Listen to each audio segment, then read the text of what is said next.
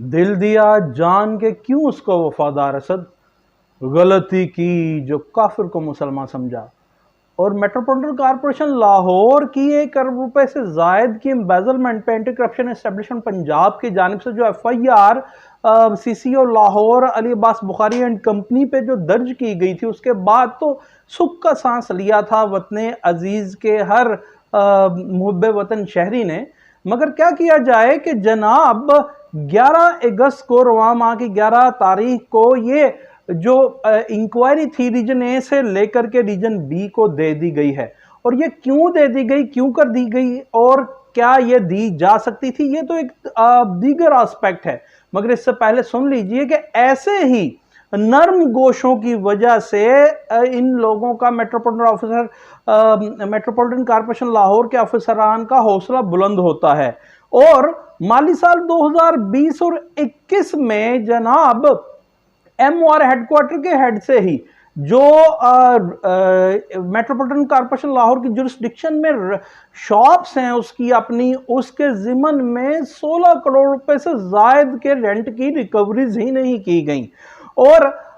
यहाँ आज सियासी उफकनामे पे बड़ी बात सरगर्मे अमल है कि जनाब ये पैसा क्या किसी के बाप का पैसा है, कोई पॉलिटिशियन किसी दूसरे को कहता है और दूसरा तीसरे को कहता है। और यहाँ सवाल ये उठता है, ये पैसा क्या किसी के बाप का पैसा था जो अभी तक रिकवर नहीं किया गया? और ये ऐसा होता क्यों है? ऐसा इसीलिए ही होता है कि इन लोगों पर, मेट्रोपॉलिटन कॉरपोरेशन लाहौर के अफसरान पर कोई आहनी गिरफ्त डाली ही नहीं जाती। जिस तरह के 1 अरब रुपए से जायद की एम्बेजलमेंट शो हुई, जहां प्रिलिमिनरी इंक्वायरी हुई, प्रोब इंक्वायरी हुई, एलिगेशन चार्जेस फ्रेम किए गए और उसके बाद FIR काटी गई। और जिस रीजन में ये बनती थी रीजन है, और उसी रीजन से ये इंक्वायरी लेकर के दे दी गई। अब सवाल ये है कि ड्यूरिंग वार, जंग के दौरान चेन ऑफ कमांड नहीं बदली जा सकती, और ड्यू प्रोसेस ऑफ इन्वेस्टिगेशन जिस रीजन ने किया उस रीजन से छीन करके रीजन बी को क्यों दिया गया है? इन्हीं वजूहात की बदौलत मैं एक मरतबा फिर से बताता चलूं कि 16 करोड़ रुपए से जायद की रकम ये सिर्फ एक और शाखसन है मेट्रोपॉलिटन कॉरपोरेशन लाहौर का, और अली अब्बास बुखारी के दौर का ही है। और जो दूसरे मुतल्लिका अफसरान इस FIR में मंदर्ज हैं जिनके नाम, उनके दौरे तैनाती का ही ये काम है, वो 16 करोड़ रुपए से जायद की रकम भी नहीं ली गई। जबकि एक रेडी बांध से, एक फल फ्रूट फरोश से by hook and crook forcefully metropolitan corporation Lahore के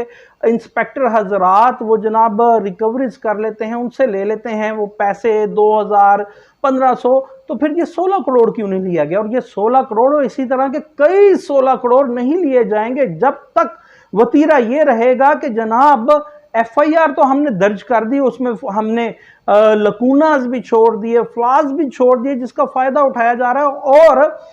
अली अब्बास बुखारी रीइंस्टेट भी उसी सीट पे ही हो जाते हैं। अब मैं आपको बताता चलूं कि ये हो क्यों नहीं सकता था कि ये जिस तरह के DG साहब ने अपनी डिस्क्रिशनरी पावर्स को, स्वाबदीदी इख्तियारात को इस्तेमाल करते हुए ये काम किया कि रीजन ए से रीजन बी को ये तफवीज कर दी गई इंक्वायरी, तो इस पर मट्टी डालने के मुतरादिफ है शायद ये। वो इसलिए कि जनाब जो हमारा है procedure provided in the rules of anti corruption establishment 2014 inquiry against civil servants, वो जो उसके जनाब वो रूल 4, 5, 6, 7 में कैटेगोरिकली लिखा है कि किसी भी सिविल सर्वेंट के खिलाफ यानी सरकारी अफसर के खिलाफ कोई शवाहिद, कोई कंप्लेंट या किसी भी जराए से, रिलायबल सोर्स से कोई इतला आती है तो 16वें ग्रेड तक के ऑफिसरान के खिलाफ डिप्टी डायरेक्टर इंक्वायरी शुरू कर सकता है, और 17वें ग्रेड के ऑफिसरान के खिलाफ रीजनल डायरेक्टर इंक्वायरी इनिशिएट कर सकता है, और 18वें ग्रेड तक के अफसरान के खिलाफ डायरेक्टर जनरल इंक्वायरी इनिशिएट कर सकता है, और 19वें ग्रेड के वास्ते इंक्वायरी और अगर एलिगेशन सफिशिएंट वो पाए जाएं तो क्या रजिस्ट्रेशन ऑफ केस यानी FIR के वास्ते चीफ सेक्रेटरी से अप्रूवल लेनी पड़ती है डायरेक्टर जनरल को। और इसके बाद फिर अगर जनाब वो ड्रॉप करना हो इंक्वायरी को या केस को, तो जनाब जब ये देखा जाए कि जनाब प्रोसिक्यूशन के दौरान के कोई ऐसे सफिशिएंट चीज़ें नहीं थी, जो एलिगेशन है वो साबित नहीं हो रहे, तो जनाब डिपार्टमेंटल इंक्वायरी के वास्ते और उसको फिर ड्रॉप कर दिया जाता है। तो ये तो तमाम आसान सी बात है, और यही due course of process adopt किया गया, ये एफआईआर हुई। तो अगर ये एफआईआर गलत थी या इसमें कोई चार्जेस ऐसे नहीं है जो बाद में प्रूव नहीं होंगे, तो ये डिपार्टमेंटल तो की जा सकती थी। आपके ही वो जो रूल्स हैं जो प्रोवाइड करते हैं अगेंस्ट सिविल सर्वेंट्स के खिलाफ 2014 एंटी करप्शन एस्टेब्लिशमेंट पंजाब के, तो ये तो बड़ी आसान सी बात थी। तो फिर आपने क्यों ये इंक्वायरी यानी ये तफ्तीश एफआईआर की रीजन ए से इतनी उजलत में रीजन बी को दे दी? कहीं ऐसा तो नहीं जिस तरह हम रोजे अव्वल से चीख रहे हैं कि इस केस में जानबूझ के फ्लॉज छोड़े गए हैं, जानबूझ के मोशगाफियां छोड़ी गई हैं ताकि कॉम्प्रोमाइज किया जाए, बल्कि हम तो आपको बता रहे हैं कि कॉम्प्रोमाइज एफआईआर काटी गई है ताकि इससे इस्तिफादा हासिल करें वो कल्प्रिट्स, वो आदि मुलजिम जो एंटी करप्शन एस्टेब्लिशमेंट पंजाब की एफआईआर में भी नामजद हैं। तो अब सवाल यह है कि जब एंटी करप्शन एस्टेब्लिशमेंट पंजाब के पास चीफ सेक्रेटरी की अप्रूवल से ये एफआईआर हुई थी,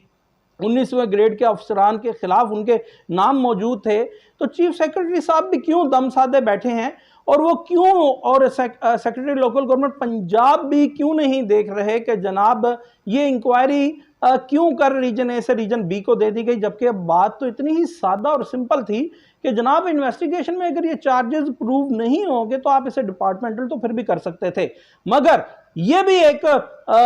बात काबिले जिक्र है कि ये सीईओ मेट्रोपॉलिटन कॉर्पोरेशन लाहौर को इसी सीट पर ही रीइंस्टेट क्यों किया गया है? क्या वो ये तमाम रिकॉर्ड को वो अपने हक में रद्दोबदल नहीं कर सकते? और जो फील्ड फार्मेशन के 9 मंडियों के इंचार्ज थे उनके लिए भी एंटी करप्शन एस्टेब्लिशमेंट पंजाब अभी तक नरमगोशा क्यों रखे हुए हैं? और इस 16 करोड़ रुपए से जायद की रकम का क्या बनेगा जो कि मेट्रोपॉलिटन कॉर्पोरेशन लाहौर के एमओआर हेडक्वार्टर के हेड से जो शॉप्स का रेंट है मेट्रोपॉलिटन कॉर्पोरेशन लाहौर की, वो अभी तक वसूल नहीं किया गया।